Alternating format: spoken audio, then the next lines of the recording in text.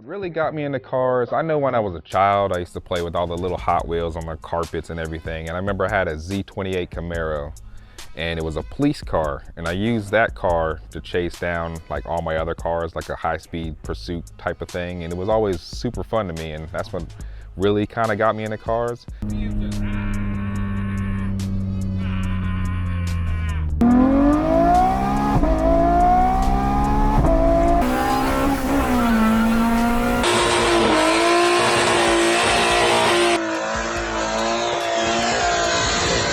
And then as I got a little older, my dad's best friend, he had a '69 Camaro, super clean, black, polished wheels, 383 motor I think he had in there, but it was loud, it was fast, and I loved that car. And from there, we went to see Fast and Furious. It was about that time it came out, and then I knew cars were cool already, but I didn't know anything about modding cars, and that's kind of what made me look at cars a little different instead of just having a cool car. And that's really what kind of bit me.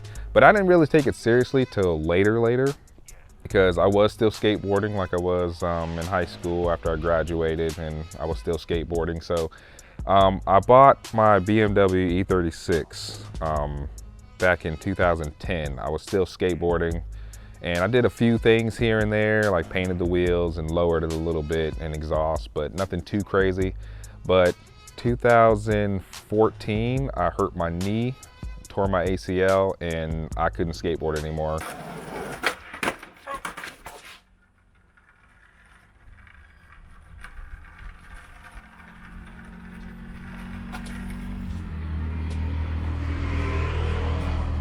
Told you.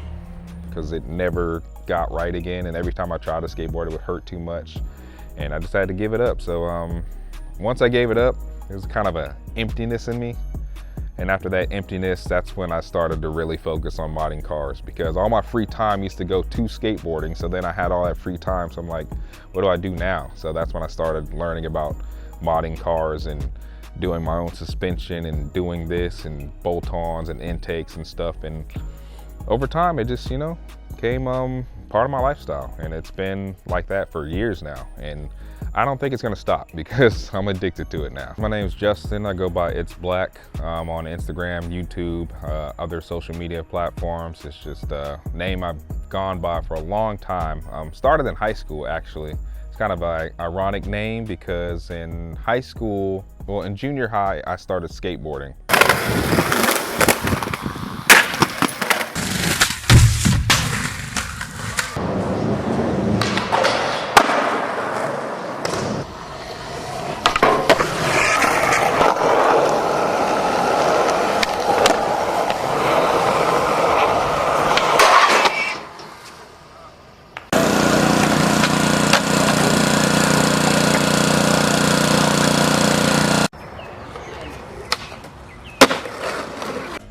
And I was the only black skateboarder, so they used to call me Black Skater. So when I got to high school, it was a bigger population, so they couldn't just call me Black Skater because I wasn't the only black skater. So I just said, cut it in half, just call me Black, and I've been black ever since. So after my knee injury and I started focusing more on cars, I kind of lost what's what in the skateboarding. I check into it every once in a while, but I don't know who's who and that much. And my friends, I still keep up with them, so I see them still skateboarding and stuff, but I just kind of focus most of my attention to cars now. So it's like I just transferred worlds from skateboarding into cars, and every once in a while I'll look back and see what's going on, but my focus from here on out so far will be cars. I love BMWs, it's no secret. But as far as other cars, I mean, I keep coming back to E36. I bought the newer E93 M3 over here as a more comfortable, new age car to daily. I drove the E36 for, like I said, years before I got that car. So it was my daily for maybe 6 or 7 years. And then I got the E93, been driving that for 4 or 5. And it just, I don't know, something about E36s is just, I guess since I kind of grew up with it, it feels like home. So every time I hop in an E36, it just feels so much better. So it just feels like home. I love other cars, I love newer cars, but you know, I keep coming back home to E36s. To me, it's my escape. It's my happiness. It's what I really focus on. I remember, so I work at UPS, and when I started the job, I was part-time, and you know, it was made enough money to kind of get me by. I had another full-time job on top of that, you know, to make sure I can afford all my bills, but it wasn't really until I stopped skateboarding, knew I wanted to mod cars, and you know, it's not cheap. So I knew I needed more money. So it motivated me to get promoted at my job at UPS. So after the promotion, then more money came in, then I had more money to fix up cars, and then I tried to look for other reasons and other things to give me some money. And not that I spend all my money on cars, but I try, you know, it does motivate me to keep going. So it's motivation to me, because it's something I love to do. It makes me happy, but it also tries to get me further in life so I can do it more, if that makes sense. So my main project car is Ebony, over here on my right. She's the one I've had since 2010. Been through a lot of phases. She used to be just lowered on some, you know, thicker tires. I used to run it through Helen Mountains, driving as fast as I could. And then it went through a phase where it became a full-blown stance car, where it was like, you know, half an inch off the ground and scraping oil pans and stuff. I once broke an oil pan on a reflector in the road, and that was probably my lowest I've ever been. But and now she's so after that phase, that stance phase, the transmission went out, and it wasn't that big of a deal, swap a transmission. But from then I said, I'm gonna go to the next phase, and I always wanted to do a actually performance build on it. So I swapped the engine out, turbocharged it, did everything in my garage. As far as everything in the garage, I'm doing it in the garage by myself. So I'm learning a lot and I'm having a lot of fun. So now we're doing the turbo kit.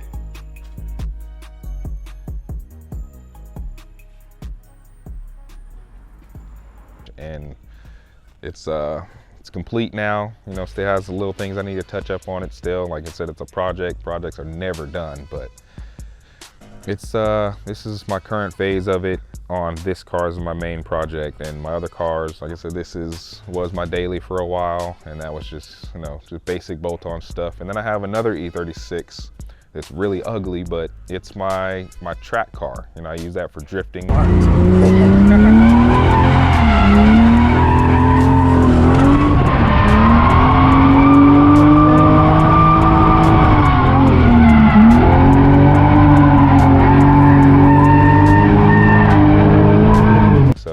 It's okay to be ugly, because I want to learn and be real good at drifting, and then I'll start making it look nice. But my main project is Ebony. My main pride and joy. Most of my time, most of my energy, most of my money goes into this one. Definitely rare. Pictures, pretty rare.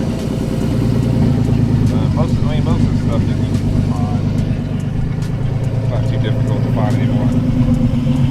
Get a lot of messages from that, a lot, especially after I built this car, because a lot of people have thought about doing it. And what I do on YouTube is not only do I post my progress, but I teach.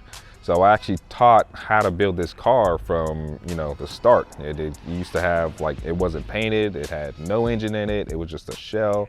Got an engine, got the engine set up, got the engine in there, added the turbo kit. I filmed all this stuff and showed exactly how to tighten each bolt and where this goes and how this mounts up. And so a lot of people watched that progress, and it motivated them to do it on their own, because a lot of people, they want to do stuff like this, but they don't know how. And you can read all the forums and stuff, but sometimes reading the text doesn't really translate in your head on how to actually do it. So I try to focus on tutorial stuff.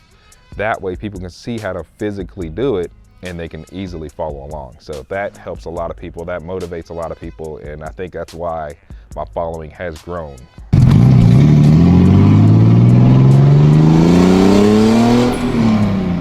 Reviewing cars isn't something new. It's something I used to do, like Instagram story and stuff, just for fun. I actually started off calling it Stance Adventures, because I used to drive just my friend's stance cars and see how much they scrape versus mine and stuff like that. But then I started driving some faster cars, and I think one of the fastest our favorite fastest cars was my friend's supercharged E36 M3. So I drove that car and I was acting a fool in that car. I wish.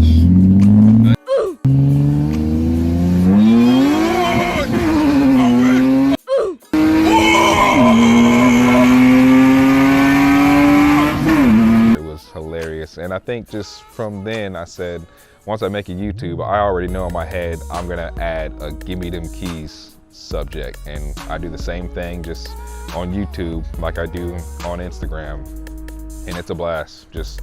And I actually have, I don't even have to ask for that many keys. People are actually offering me keys. Say, hey, can you want to drive my car? I'm like, sure.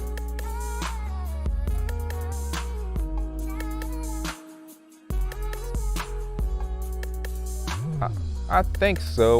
Some are kind of into cars now, not as much. I know the oldest son, he really wants a 350Z. You know, he's been playing Forza a lot, drifts on there. So I don't have to think about the decision because I don't want to give a 16, 17-year-old kid a 350Z and he go out there and try to do the Forza thing. But I mean, if I can find a place to train him, maybe train him in the drift car or something, you know, take him to the track or something, that'd be fun for him. But as far as the other ones, I mean, if they want to do it, they'll do it. Just kind of let them do their own thing. You know, they'll find their own passion. I don't want to force my passion on somebody else, but I know so far at least one kid is into it.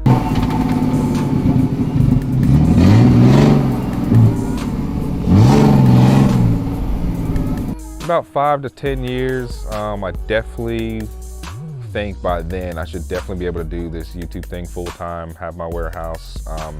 I actually started an LLC, so I'll be able to start doing merch and stuff soon. So I hadn't even told my YouTube channel that, so you guys are getting the exclusive right now. I'm working on building a website and stuff, so definitely gonna take YouTube more seriously, and I plan on doing this like forever. Like, it's fun, I enjoy doing it, and I don't see any other thing I would rather do.